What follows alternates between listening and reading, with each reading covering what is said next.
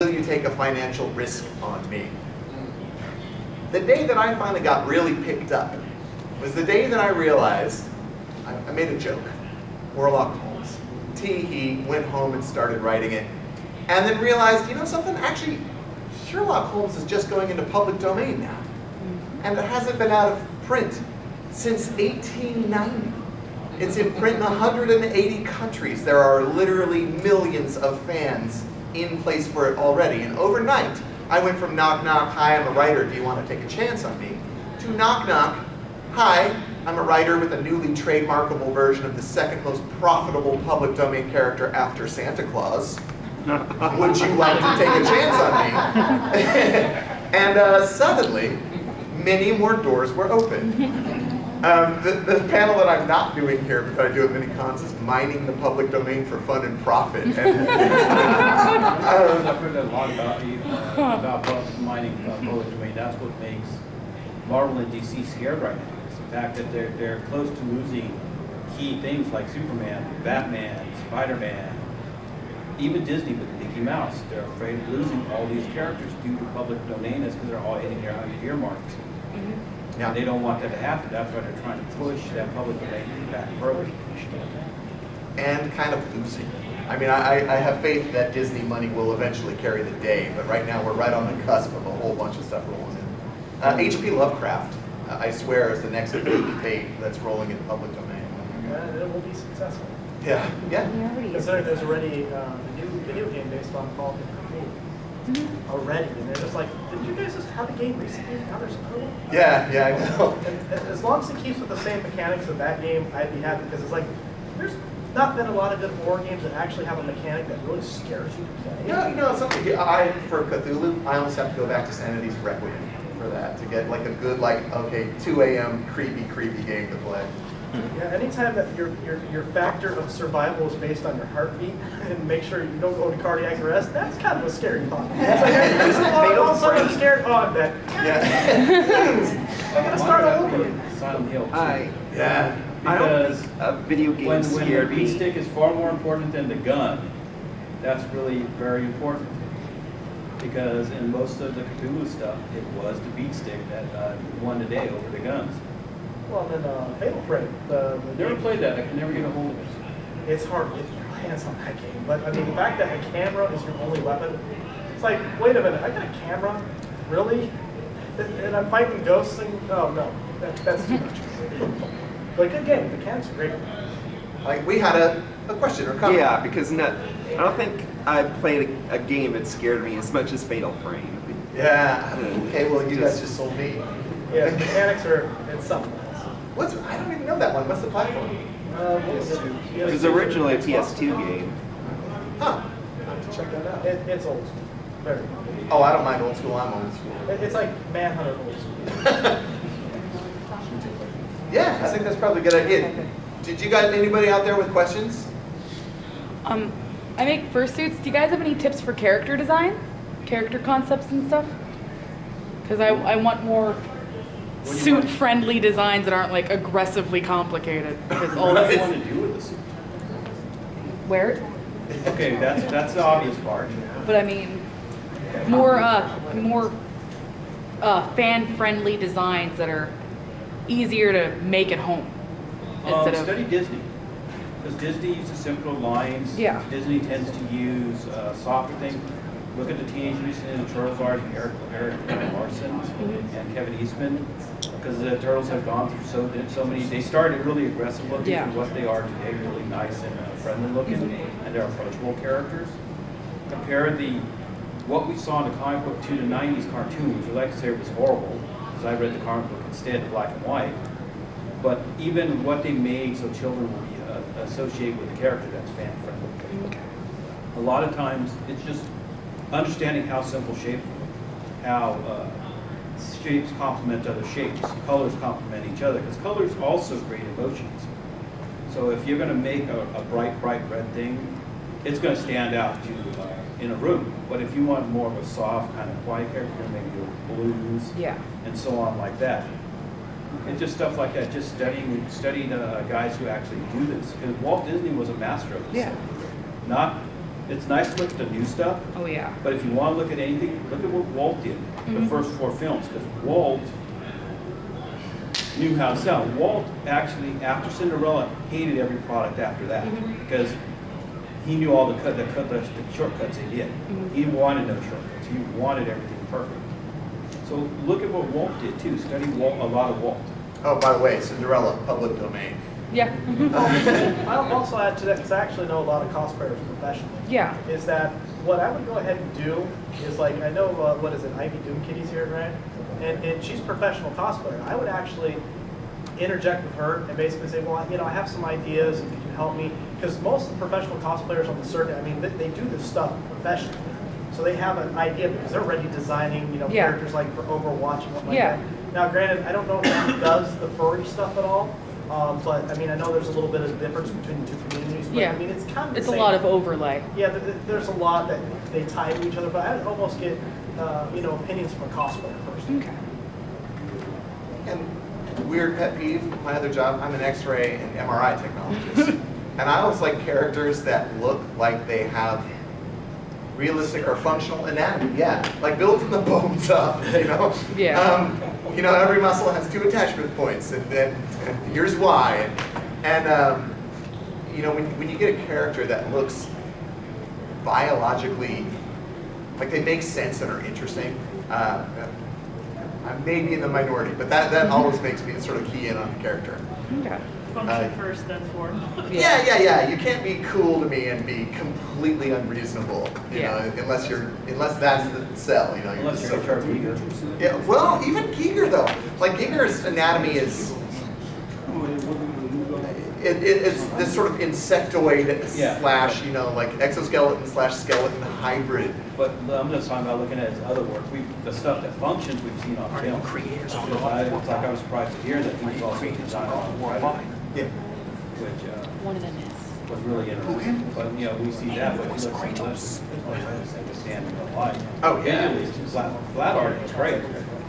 But when you're going to put it into a real world, you're going to have to go through and figure out, like I said, the skeleton, the structure, and everything. Yeah. Because 2D is always different than 3D. Yeah. That's why. Another question? Yes, is he the voice of Kratos? No. Sorry, let me get on to my question. Yes, you guys are currently working on God of War 5, am I right? I am. Yes, listen, I know you're not allowed to talk about personal stuff, are not allowed to leak personal information, but when y'all done with God of War 5, by any chance is Santa Monica Studios gonna move on to PlayStation All-Stars 2? I don't know. That's not the kind of games that we make. I know We do have because, some people who worked on PlayStation All-Stars there, so that would be very exciting. yeah, but when they shut down Superbot Entertainment Studio, where did the studio move to? Because I already know Santa Monica Studios owns the rights to the PlayStation All-Stars license, but not the characters. Is there by any chance y'all gonna actually give it a second chance at a sequel with Crash Bandicoot and more characters? I don't know. I know that some of those developers moved to different studios. Some came to our studio, but that studio has kind of disbanded. Okay, but y'all still hold the rights to the game, though, am I right? Like Sony does. Sony Like owns the the rights to the umbrella game? of Sony, yeah. Yeah, But which- Santa Monica doesn't make that game. Okay, then, but the thing about it is, do you know if there's ever going to be a sequel, or is this still a mystery even to this day? It is a mystery even to this day. Hey, just tell them there's a fan out there praying for a number 2. I will pass. I have a really good friend of mine designed 8 of the characters. Oh, which ones? Well, Nathan Drake was my favorite one. That's what he did. What about Fat Princess and Sly Cooper? Sly Cooper? Yes, not Fat Princess. But I will tell him that you're a huge fan. Okay, Aw. hey, this is my last question though. A lot of people got pissed at your company, at the Superbot Entertainment Company, because when they was making DLC characters, Dirk from the Legend of Dragoon got canceled, and he was a highly requested character, and that pissed a lot of fans off. Do you know why they canceled Dirk? I don't know. I wasn't there. I wasn't at that studio. All right, then, thank you. Any other questions? Yeah, I was wondering if you could offer any tips on getting into it, like, Yeah. What kind of? I guess what part of what department? What part of the studio? like for 3D models. Yeah. So for 3D modelers or artists, you want to make high-res stuff and make a variety. So make your animated type characters, make your realistic characters, like have a nice big range, and also put some characters in engine. So put them in Unreal, put them in whatever you kind of get your full hands on, and kind of show that range. So the character artists, we kind of have your sketch concept artists, and then we have people who work with the 3D aspects. So we have both, but we're very specialized. Not a lot of studios do that. Sometimes it's the same person who does both. Yeah. So if you have, you can make Batman, which is fine. Here's my high-res model of Batman, but here's this high-res model of something that I made up, or I'm inspired by my father, or whatever. You know, so you can have both sides, just to kind of have that nice range. Okay. But for artists, it's a lot of your work. You just have to always be working on stuff. Any other questions, guys? Seriously, speaking as someone who was trying to get into the industry for a long time, having smarts like this, you know, like in a room with you. I feel so unfortunate now, it's smart for me. So I have, as far as industry goes, like when thinking of, so companies like EA had just dissolved Visceral Studios, and Visceral was working on a Star Wars game that is now canceled. As far as the artwork and all that work that went into that game in production, who ends up owning that? Does an artist who worked for Visceral, are they able to take that, or does EA own everything that was being worked on in that studio?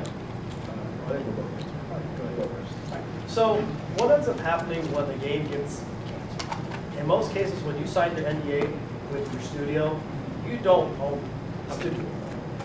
Now granted, there is stipulations and certain things that, let's say, in those cases, those sometimes will say sneak out. Yeah. That's the improper term, but I mean, in most cases, the reason why you signed the NDA in the first place is not only to protect your studio, but at the same time to basically say, whatever you created during the time at such studio, we own the rights to. So as I said, if you happen to take something home, which I'm not going to recommend to anyone, because if you move studios or your game gets canceled, it's best not to, because for whatever reason, if the studio decides to take assets back to be walked out the door with, that can turn into a bloody mess. It definitely depends on the studio and the situation. So I feel like at Visceral, there's a chance that that game may go to somewhere else. So they don't want people just walking around with their art. Santa Monica, we canceled the game between God of Wars, and they let those artists use the art for their portfolios. So it just depends. Nintendo was so brutal about this. They just jealous. Well, yeah, and that seriously, there were a couple of other writers there, and they wouldn't work on their books at lunchtime because Nintendo's license was so horrible. They could then make a claim to owning your book. You know, like, hey, you were on, especially a paid break, like you were working on that on a paid break on Nintendo property, writer that we paid you to write, then that's ours. You know, and they were brutal. So, I mean, it's really good to let writers, you know, to let artists like, here, you made this, you can represent yourself with it. You're not profiting on it. You can just like say, here's what I can do. That's generous, that's cool. Companies should do that. But I've heard that too from other stuff, is that if you're on company time, it's company stuff. Yeah, we're paying you to create, you did, great, that's ours, we paid you. Right. Hey, buddy, it's not their fault. You probably be the same way too if you was a third place loser all the time. Well, it's just, if you're gonna go into this as a creator, careful. Because they'll strip on your ideas for their ideas, become their ideas, and they don't have to pay you anything at that point because they got you under contract. That's the big thing, is that contract. It says, once you put your name on it, you're theirs from whatever time and it's not whatever time from 9 to 5, it's whatever time your contract starts, all the way up till it ends. So if you're hired for like 100 and some hours, during those 100 and some hours working contract art, everything you do is theirs, because you're their property. They're paying you to be their property. So anything on the side that even if you work As long on as they don't private, catch you, it's okay. That's the best way. As long as they don't catch you, it's okay. If they catch you, they can actually say, You did that on our time. We want that. Yeah, like if you go out to your car and you write something on your laptop at lunch, they probably don't have a leg to stand on. But if they ever came back and say, did you render this on our computer? Like in our studio,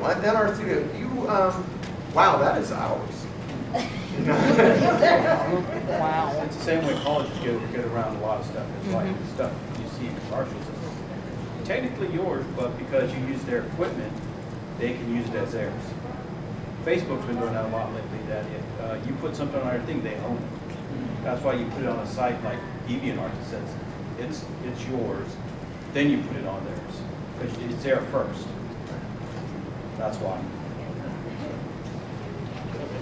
Yes, this is probably something you guys wasn't aware of about Nintendo, but in the country of Tijuana, Mexico, there was this one Hispanic man who created a Metroid 2 remake. It was a remake of Metroid on Game Boy, and it took him 9 years to create it from the ground up with some friends, and then he published it on the internet for free. He didn't even try to profit off of it, and a lot of people loved it, and then when Nintendo saw it, they attacked him with lots of envy and lawsuits, telling him, if you don't take this game off the internet, we're going to sue you into the ground. But instead of Nintendo suing this man and trying to threaten him with lawsuits, why didn't Nintendo just use their brains and give him a job? Because he wasn't even trying to profit off the game. You can even look it up. The story's just ridiculous because Nintendo trying to do the game. Yeah, Because technically the game can be done in 2 to 3 years. Usually when they hire you, you're hired to do 5 years worth of art in 2 years. Anything that says 9 years, no, you're too slow. Yeah, but what I'm trying to tell you is that the reason Nintendo ain't as popular as Sony, but I mean, nobody cares about Microsoft, but the reason they ain't as popular as Sony is because they don't listen to their fans, they ignore their fans, and they really thrifty with their properties. Like, they make them in the cheapest ways possible. You see positive and negative stories about that. One of my favorites. Phil Foglio did a bunch. He did art for Magic the Gathering. He did comics and Dragon Magazine. You know the story about him and Kaya? Kaya Foglio now. They got divorced? No, so basically she was his pirate. He was famous as an artist, and someone started copying his style, and got a little bit of fame. And there was a day where they were at a con together, and so he marched down the road to meet his pirate to say, hey, you've been jacking my junk. What's up with that? And she was quite cute and charming, and they're married now. And they actually, the comic book girl Genius, they do together. And they started Phil and Dixie with Dragon Magazine. Yeah. And she, her style, she was so good at copying his style, they can work on the same panel, and you can't tell who did what. Wow. I mean, and there are many, that guy who did that really cool X-Wing anime got hired, by Disney. There are many people who use fan art, things that aren't for profit, that are just because they love a thing and they want to get it out there, who do get attention and do get picked up because they're good. So I'll piggyback on that too. So it is another good way to show off your art is to make mods of games. So in my first job, we hired a guy who had done a bunch of Unreal mods, and it is a good way to show off. You're like, hey, this is what I can do. This is something you can actually play. Just to kind of dovetail that into industry stuff. Well, if we want to add to that, I mean, let's look at one of the most prolific, I guess you could say prolific, level designers of all time, American Houdini. He was working on Doom levels. Oh, yeah? And he's one of the most respected game designers I know. And the thing is, though, I've played some of his Doom maps, and dude, he's got some skill. But that's the thing is that, I mean, even from my standpoint, we actually hired a guy at EverQuest, or to work on EverQuest, that actually wrote some stories, just like EverQuest family. We hired him because he wrote good stories. So, I mean, if you have something viable, and I don't care who the studio is, it could be Wile for all I care. If you got some content that they like and it's really good, there's a chance that they'll listen. I mean, you have to be willing to actually cross that line. Because look, I can help you get to the door, guys. Any of us can, actually. But you have to be the one to open it. You know what I'm saying? We can get you to that door, but it's up to you to open that door to actually walk through and say, I want this. I need this. I don't care if it pays me $15 an hour. That sounds horrible. But I mean, you got to be willing to take that chance because in the game industry, they're not looking for people that want jobs. If you want a job, go work for companies. If you want a job, go work for the government. If you want something that is a passion, that's why you get it. Period. I think we realize some other people ask questions. All right, then. A little bit of a quick two-part question. The first part, do you guys, now that the God of War franchise, obviously, you made a lot of different improvements, more popular now, do you ever try reaching out to like major celebrity actors, like someone from Game of Thrones and the new show Vikings? Because I know you kind of brought in the appeal, having those people in, like Norman Reedus, he's in the new Death Stranding, and other actors that are getting involved. Have you thought about trying to reach out to them and trying to incorporate them into the game? So this is not under the things that I do, but I know that Corey does have some people in mind, actors in mind, when they're fleshing out the character and they're doing casting. Part of it too is that the bigger the named actor, the more expensive they are. And I prefer to get some of that money to me. But just kind of. Just gonna play Thor in the next one. Yeah. But I think that the guy, I can't remember his last name, but Chris, our current Kratos, he did a fantastic job, and I think he would be very pleased with his work. And then it's kind of just a general question to all of you, just as fans and enjoying video games. So pretty much as fans, one thing I noticed is that with the increasing how video games become more visual, they all look pretty, obviously. The thing I noticed is that the better the graphics get, the less the writings become. Like back in the days, like, I don't know, it just seems to me it's like writing used to be better in games. That used to be more of a focus, whereas now it's like, it's getting more and more rare where you have a game that just has a balance of both. So for instance, Last of Us, my personal favorite, The Witcher 3. Because these are games that know how, they have the graphics, but they have the story, they have the detail, they have depth, they have things that keep coming back. As fans, do you worry about that? Do you worry about just being all about the graphics? That's about it. Pet peeve of mine. And I still love some of the old games like KOTOR and Bioshock 1 where writing was really put first. And I'll still play KOTOR. It looks awful. Really awful. But I love it because it was narrative focused. And granted, that's sort of my thing, but it can also, both of those titles are games that won't go away. I understand, it's Mario or everything, it's more about, it's not storytelling, it's just where video games are going now, it's just kind of like the visuals. But at that point, you gotta look at not so much the video game industry, but the market itself, the generation that's there. How intelligent or how stupid is the generation playing the games? That's a big part of it, that's how marketing. Just ask EA. It's not so much EA, it's not them, it's they're looking at who's buying their games. Yeah, Why are they buying Halo? Are they buying Halo for a story, or are they buying Halo just to clobber something? So Is it's kind of like the same audience that's buying Madden. Does Madden care about stories? No, they're just there to play out a season. So is it the same audience? It could be. That's why they could be simplifying the games down. Because after Sunday Night Football, they may not want to play Madden, but they'll play a Halo clone where there's no story to it, and they'll just sit there and play that. And then when they look at it, is everyone playing story mode of Halo, or are they playing combined play? a multiplayer. And then it's like if multiple players play more than story mode, they're going to make games that don't have story and it's just play. Just so they can get better at playing multiplayer. Kind of focus on those aspects. So I will say that I actually don't think that games are going exclusively to graphics. Because of games like Uncharted, The Last of Us, you can watch God of War has developed, evolved ourselves into something that's more story-driven. The industry is just wider. It's much wider than when we were younger. Now you have games that do provide, Ethan Carter is basically only story game. And then you still have, even Battlefield, you still have, so you've got games that are story-driven, games that have both, and it's just so wide. I honestly don't worry, because I actually was worried the opposite. I was worried we were only getting to the walking simulators. Like they were just like, here's just a visual area for you to walk. Exactly, right? And we've kind of balanced a little bit now, and kind of even Battlefront 2 has an okay story mode, but has multiplayer. So I feel like it's a little bit more tame. So I'm personally not worried. There's a question in the back before we get out of here. Hi, this question is mainly for Eric.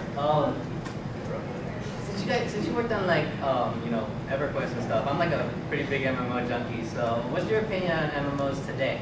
As someone like working on that. All right, and also a second one, what's your opinion on Daybreak owning EverQuest these days? Wait, go ahead and on the second question. What's your opinion on Daybreak with EverQuest?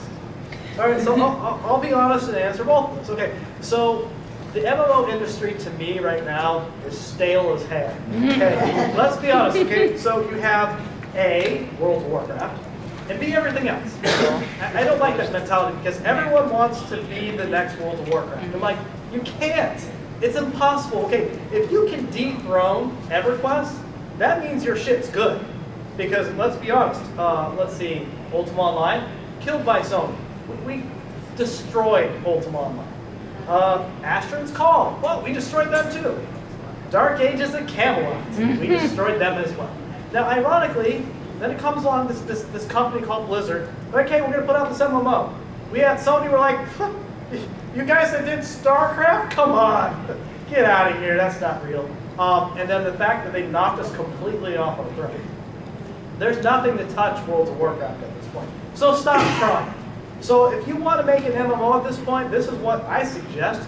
Make a altered timeline-based historical MMO. That would be different.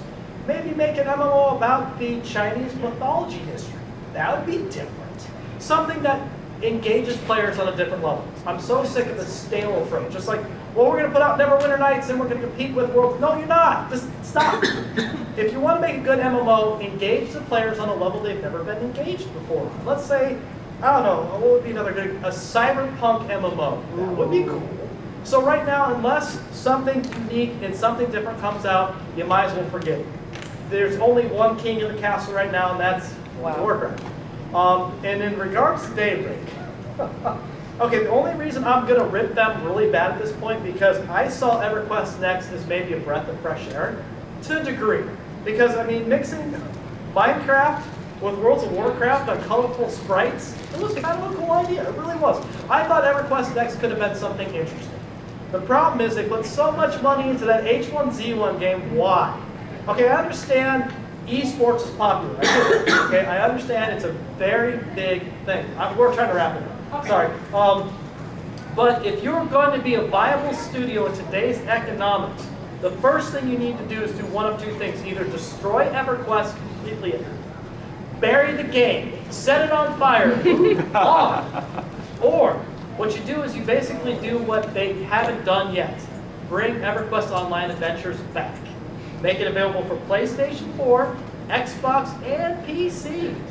And I guarantee you that game would bring back the magic that EverQuest once was. Until then, Daybreak needs to get a life. Thank you.